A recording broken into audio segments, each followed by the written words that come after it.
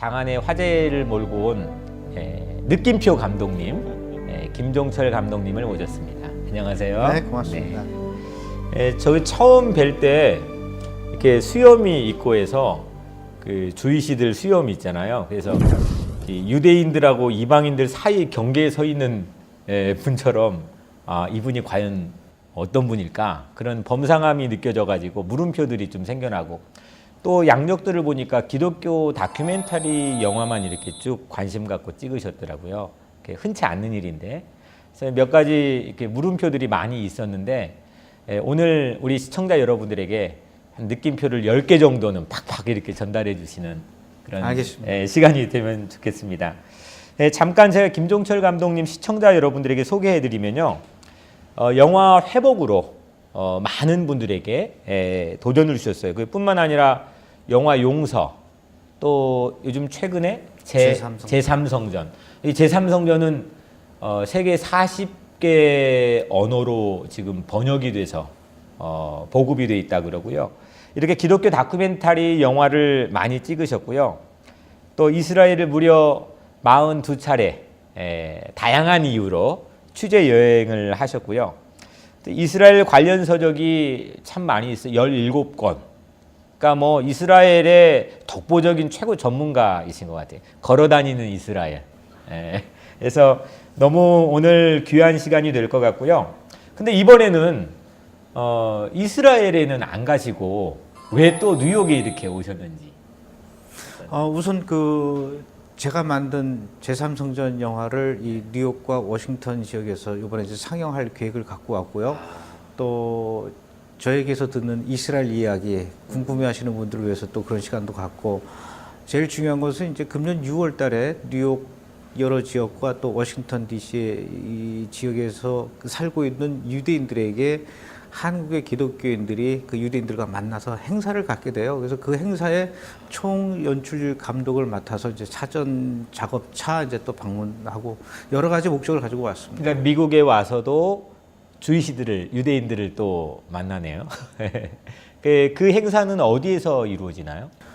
일단 뉴욕의 브루클린하고 또 워싱턴 쪽에 하고 메릴랜드 이쪽 지역에서 이렇게 하게 될 것 같아요. 한 4군데 장소에서 하게 될 것 같아요. 언제? 6월 달이요. 6월 달이요. 예. 그때 우리 많은 여기 있는 한인들이 함께 관심 갖고 동참했으면 참 좋겠네요. 그럼 더 좋죠. 예. 그 감독님 인사 중에 제가 그 회복이라는 영화를 보면서 그 인상적인 장면이 있었는데, 이스라엘은 하나님의 눈동자입니다. 이스라엘은 우리 인류를 향한 하나님의 시간표가 있는 곳이죠 라는 그런 멘트가 제 마음에 참 인상 깊게 다가왔어요. 이스라엘 너무 사랑하시나 봐요. 처음부터 사랑하게 된 건 아니고요. 예. 저는 이제 어려서부터 교회를 다녔는데 자연스럽게 교회에서 예배 시간에 목사님이 설교해 주실 때 늘 이스라엘 이야기를 많이 해 주시죠. 그러면서 저는 어려서부터 계속 이스라엘에 대한 어떤 그 동경이라든가 또 이스라엘을 언젠가 꼭 가보고 싶다 이런 생각을 어려서부터 했죠. 그러나 뭐 어렸을 때는 생각만 할 뿐이지 갈 수는 없었고, 그러다가 이제 제가 어른이 돼서 방송국에서 일을 하면서 휴가를 받고 그때 이제 이스라엘이라는 나라를 처음 가게 됐죠. 처음에 이스라엘 갈 때는 사랑해서 갔다기보다도 그냥 그 호기심, 그리고 언젠간 내가 꼭 한번 가봐야지. 그리고 그때만 해도 제가 방송국에서 일을 할 때니까 촬영 때문에, 취재 때문에 세계 참 많은 나라들을 다니고 또 여행도 많은 나라를 다녔는데, 많은 나라를 여행하면서 내가 굳이 이스라엘을 안 갈 필요가 또 뭐가 있을까 해서 이스라엘을 이번에는 가보자. 그렇게 해서 이제 가게 됐는데, 이스라엘은 다른 나라, 다른 도시에 비해서 굉장히 독특한, 유니크한 그런 나라이고 도시였어요. 왜냐면은 전 세계 어디서도 찾아볼 수 없는 굉장한 긴장감도 있고, 그렇죠. 또 그런가 하면 또 반대로 차 타고 한 30분만 가면은 이런 곳이 또 펼쳐질 수 있을까 싶을 정도로 굉장히 릴렉스한 곳도 있고, 사해 같은데 갈릴리 호수라든가 또 이스라엘의 남쪽에 에일랏이라고 하는 데 가면요 전 세계 스킨스쿠버 다이버들 다 모이는 곳이에요. 그래요. 저 북쪽에 차 타고 한두 시간만 가면 또 막 총알이 날아다니고 막 그런데, 그래요. 그런가 하면 또 빌딩, 여기 뉴욕의 맨하탄 같은 그 빌딩 숲이 있는가 하면은 그 빌딩 앞에서 또 버스를 타고 차를 타고 한 20분만 가면은 또 끝없이 펼쳐지는 광야와 뭐 이런 그 다양한 자연이 펼쳐지기도 하고 특히 어려서부터 읽었던 그 성경의 역사의 현장도 나오고 굉장히 호기심이 나중에는 이제 막 연구 대상으로 바뀌면서 야, 이 나라는 한 번만 와서는 끝날 나라가 아니구나. 다른 나라, 다른 도시에 좋은 곳도 많이 갔죠. 그런데 그곳에 갔을 때도 내가 또 여기 구경 와야지. 나중에 내가 사랑하는 가족들을 데리고 이곳을 또 와야지. 이런 생각을 해본 곳은 별로 없었던 것 같아요. 그런데 이스라엘은 이거는 그때 당시에 한 달을 여행했는데 한 달 가지고 끝날 나라가 아니구나라는 걸 알았고요. 좀 더 구체적으로 말씀드리면은 저는 방송하는 사람으로서 또 글을 쓰는 작가로서 이스라엘이라는 나라를 만나게 된 것은 광부가 정말로 끝을 알 수 없는 금을 캐낼 수 있는 광맥을 찾아낸 그런 그 나라였어요. 그래서 끄집어내도 계속해서 새로운 글거리가 나오고 또 새로운 방송거리가 나오는 아마 목사님이 또 이스라엘을 가셨으면은 끊임없는 설교거리가 그곳에서 나올 수 있지 않을까. 저에게 이스라엘은 그런 곳이었어요. 그래서 한 달 동안 여행하고 한국에 돌아온 뒤에도 계속 잠자면서도 계속 꿈속에서 제가 예루살렘을 걷고 갈릴리 호수를 또 걷고 언제 내가 또 갈 수 있을까? 또 갈 수 있을까? 막 그러다가 한국에 그런 거 있지 않습니까? 뭐 설 연휴, 추석 연휴 이렇게 한 3, 4일 쉬는 날이 생기면은 앞뒤 안 가리고 무조건 비행기 끊고 또 이스라엘 가게 되고. 완전 이스라엘하고 연애하신 거네요. 그 뒤에 이제 정이 붙은 거죠. 그래서 이제 정이 그냥 일방적인 짝사랑이 아니라 미운정 고운정이 많이 들었습니다. 그래요? 저는 그 이스라엘이 그렇게 좋아서 계속 또 찾아가긴 했지만은 이스라엘은 정말 그 여행하기가 힘든 나라입니다. 이렇게 잘 안내도 안 돼 있고 특히 뭐 아시다시피 이스라엘은 늘 어떤 그 긴장감이 감도는 그런 곳이다 보니까 공항에 내리는 그 많은 이 외국인들을 제가 봤을 때는 그 이스라엘 쪽에서는 다 잠재적인 테러리스트로 보는 것 같아요. 여행객들을. 특히 혼자 오는 사람. 그리고 남자인 경우에. 그리고 이렇게 수염이 또 나 있고. 그리고 인상도 안 좋고 또 특별한 뭐 용건이 있는 것도 아닌데 계속 자주 오는 사람들. 그게 저거든요. 저 같은 사람은 굉장히 많이 거기서 그 검문을 심하게 하죠. 왜 왔냐, 뭐. 그래서 어떨 때는 막 힘들 때도 많고 정이 떨어지죠. 뭐 막 수치감 같은 것도 많이 느끼죠. 그리고 살면서 과연 이 총알이 장전돼 있는 총구를 내 머리통에 들이미는 경험을 과연 얼마나 해볼 수 있을까 살면서. 그렇죠. 근데 저는 이스라엘에서 몇 번 그런 경험이 있었거든요. 너무 무서워서 막 어떨 때는 막 몸서리치면서 다시는 내가 이스라엘에 오나 보자 막 이러고 몸소리치면서 떠나온 적도 있었어요. 다시는 내가 안 간다. 그런 것들이 아마 미운정이 또 들었던 것 같아요. 근데 그렇게 미운정이 저도 이스라엘 하면 우리 보통 사람들이 지금 어디에서 테러가 일어날지 모르고 지금 팔레스틴과의 긴장이 있는 곳이잖아요. 근데 그렇게 미운정이 오랜 기간 동안 들 수 있는 환경인데 또 어떻게 해서 그 땅을 이렇게 사랑하게 된 계기가 특별히 있었나요?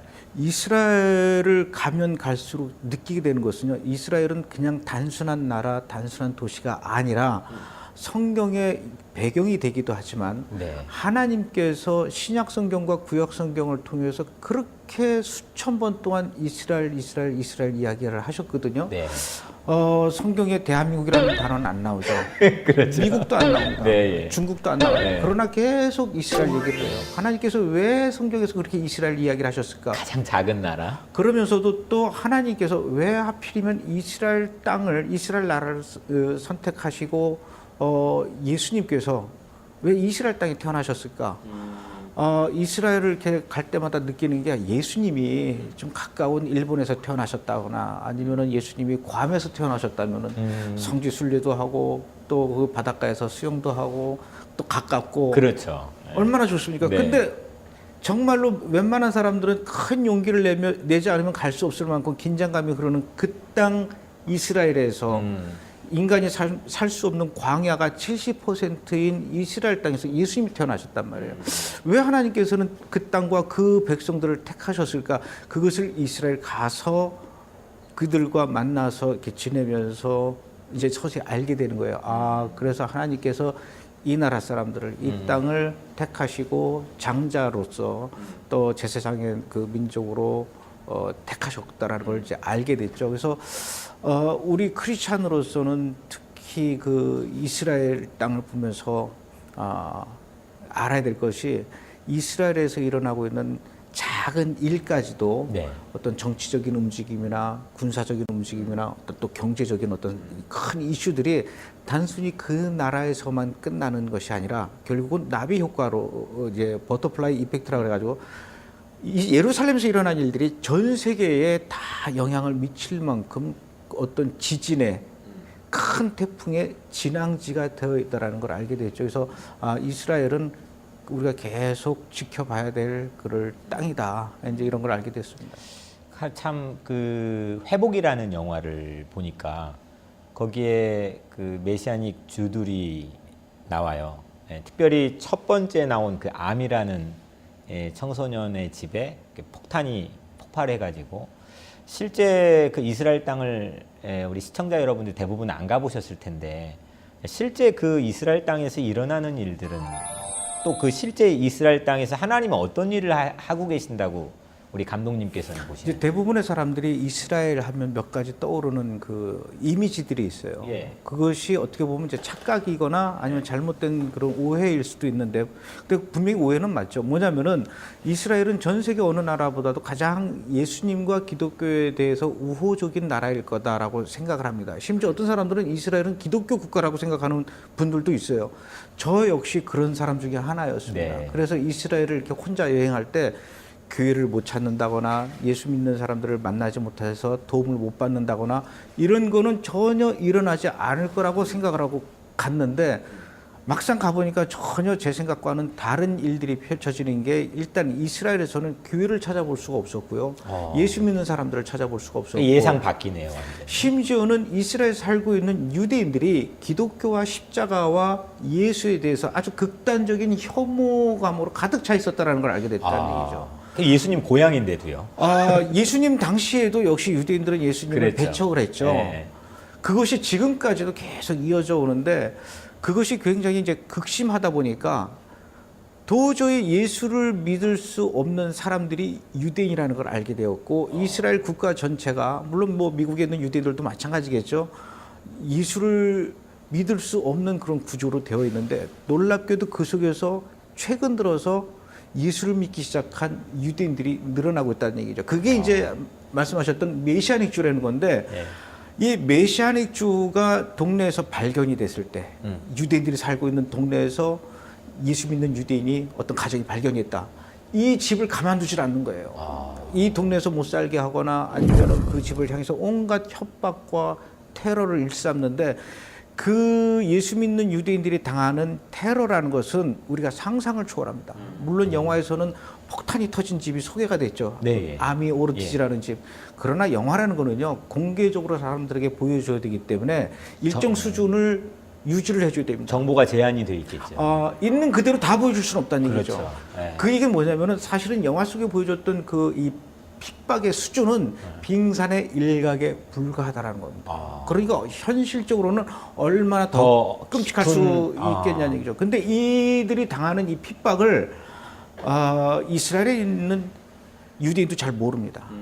심지어는 자기네들끼리 메시아닉 주들끼리도 몰라요. 왜냐하면 서로 정보가 공유되지 않는 그런 상황이었습니다. 그러니까 한국이나 미국에 있는 한국 사람들이나 미국 사람들이 도대체 이스라엘에서 무슨 일이 일어나는지 잘 모르죠.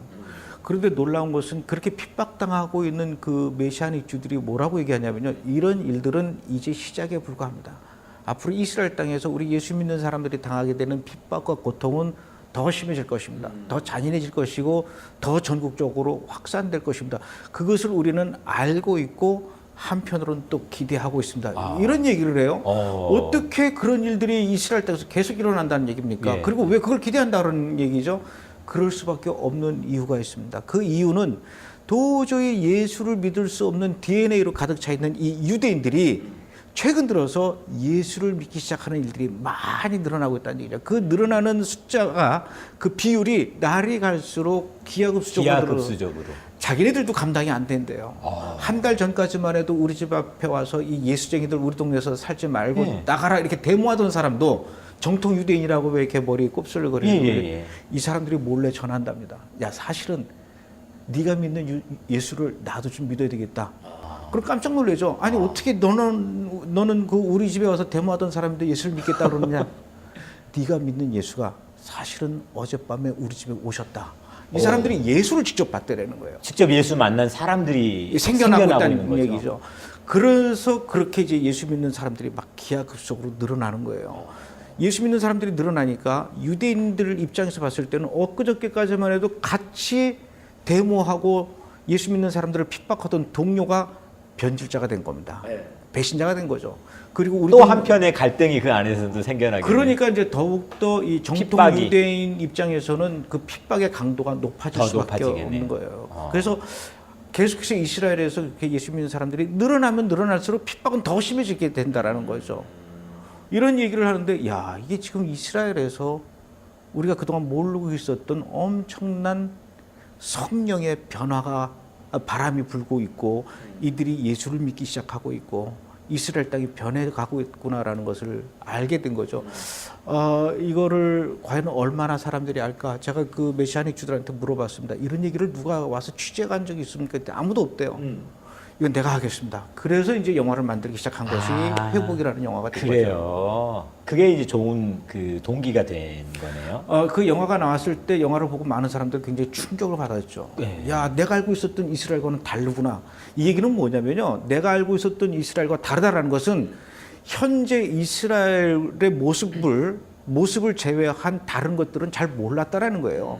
그만큼 한국의 기독교인들, 한국의 기독교인들뿐만 아니라 대부분의 기독교인들이 이스라엘에 별 관심이 없었습니다. 이스라엘에서 무슨 일이 일어나는지 그냥 뭐 예수 잘 믿고 있겠지라든가 유대인들은 예수 안 믿으니까 뭐 그냥 내버려 둬야지 뭐 2000년 동안을 유대인들한테 전도해도 그들은 예수를 받아들이지 않은 사람들인데 뭐 굳이 계속해서 예수를 전할 필요가 있을까?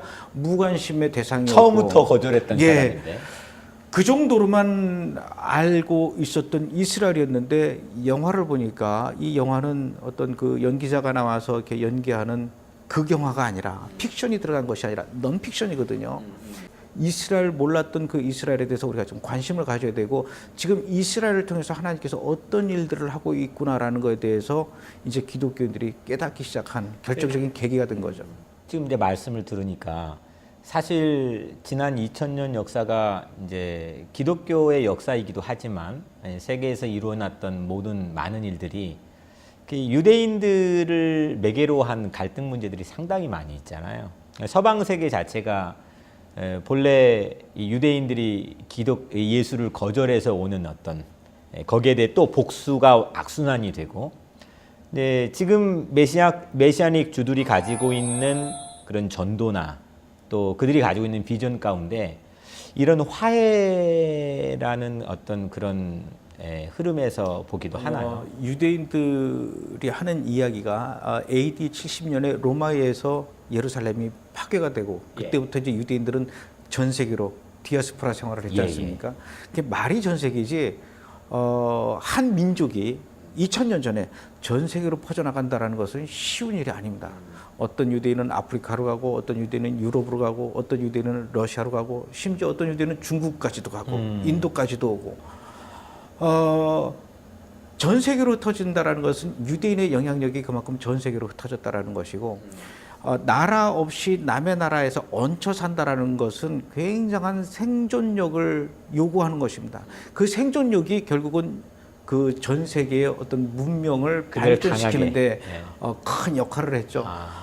유대인들이 그 얘기를 해요. 1900년 동안 유대인들이 전 세계에 흩어져서 살았던 그 역사는 다시 얘기해서 1900년 동안 유대인들이 십자가로부터 예수님의 사신 아래에서 기독교인들로부터 핍박을 받은 역사와 똑같다. 이렇게 얘기를 합니다. 그런 아픔들이 그들에게는 있을 것 같은데. 그 아픔을 본인들은 부모로부터 조상들로부터 학교 듣고. 교육으로부터 계속 자세하게 듣죠. 아주 그냥 그의 뼛속에 파묻힐 정도로 듣고 또 듣고 다 알고 있습니다. 그런데 그 사람들이 가장 섭섭해하는 것은 예. 피해자는 알고 있는데 가해자들은 모르고 있다는 얘기죠. 야, 그러네요. 우리는 잘 몰랐죠. 그런 거를 우리 교회에서 설교를 들은 적도 없었고 신학교에서 교육을 받은 그러죠. 적도 없었단 말이에요. 네. 잘 모르니까 네. 그런 부분에 대해서 가해자들은 죄책감을 갖고 있지 않고 피해자는 아직도 그거에 대해서 마음 아파하고 유대인들은 이런 게 있어요. 용서는 한다. 그러나 절대로 잊지는 않겠다. 잊진 않겠다. 이게 무서운 얘기예요. 그 홀로코스트도 결국은 마찬가지죠. 기독교인들이 그 독일이라고 하는 기독교 국가가 가해자로 지금 그들에겐 각인되어 있는 거 아닌가요? 일부는 캐토릭이 한 거죠. 네. 이 오랜 역사 속에서 있었던 일들은. 그러나 이제 그 홀로코스트 같은 경우는 기독교 국가였던 독일이 그랬고 예. 또 그 독일이 그런 일들을 할 때 유대인들은 로마 교황한테 좀 부탁을 했어요. 왜냐하면 교황도 독일 사람이었고 히틀러도 독일 사람이니까 좀 부탁을 하더라. 히틀러가 좀 그만하게 이렇게 좀 부탁을 했음에도 불구하고 교황은 거기에 대해서 대꾸를 안 했죠. 더 기가 막힌 것은 그런 일들이 일어나고 있다라는 것을 유럽과 미국 등 기독교 국가에서도 다 알고 있었음에도 불구하고 침묵하고 수수방관했다라는 것에 대해서 기독교나 캐토릭이나 똑같다라고 보는 거죠. 그렇죠. 그게 그거다. 예. 네. 그런 측면에서 우리 기독교인들은 그 교육을 통해서 유대인만큼 알고 있지 못하기 때문에 이제는 우리가 좀 그런 거에 대해서 좀 알아야 되지 않을까. 알면은요, 그렇다고 해서 모든 것들이 다 유대인을 사랑하게 될 수는 없겠지만은 알게 되면은 나는 그전에는 몰랐으니까 뭐 죄책감을 못 느꼈지만 알고 나면은 유대인들이 저럴 수밖에 없는 것들을 일정 부분 이해할 수 있게 되고 연민을 느끼게 되고 또 할 수만 있다면은 과거에 내가 그런 건 아니지만 우리 조상들이 또 다른 사람들이 그런 것이긴 하지만 내가 대신 이제라도 유대인들을 만나서 손을 붙잡고 얼마나 그동안 힘들었니? 얼마나 섭섭했니? 내가 몰랐었는데 내가 알고 나니까 니들의 손을 잡아주고 싶다. 니들을 위로해주고 싶다. 이렇게 된다면은 이거는 정말로 유대인도 기독교와 캐토릭에 대해서 특히 기독교에 대해서 그렇게 배타적인 마음을 갖는 것을 일정 부분 접어둘 수 있다는 거죠. 그런 다음에 화해 얘기가 나올 수 있다는 겁니다. 그러니까 예수의 십자가 사랑이 정말 그 땅에서 아니면 그 주이시들을 복음을 전하고 사랑하는 건 참 쉽지 않겠네요. 정말 그리스도의 복음이 아니면요, 예. 정말 쳐다도 보기 싫은 정말 땅이 그럴 것 이스라엘이고 같아요. 예. 쳐다도 보기 싫은 사람들이 유대인들이에요. 이쪽에서 한 대 때렸다고 또 때리고 이게 지금 엄청난 세월 동안 반복된 건데 그들에게 정말 사랑하고 목숨을 내걸고 복음을 전한다는 것은 정말 십자가에 못 박혀 죽으신 예수님의 사랑이 아니면 근데 우리 그러면 감독님은 그 땅을 40여 차례 방문하고 관심을 갖고 또 그렇게 역사를 알게 되고 하면서 정말 그 정통 유대인들, 종교인들이건 간에 그 사람들을 어때 사랑하는 마음이 생기셨어요?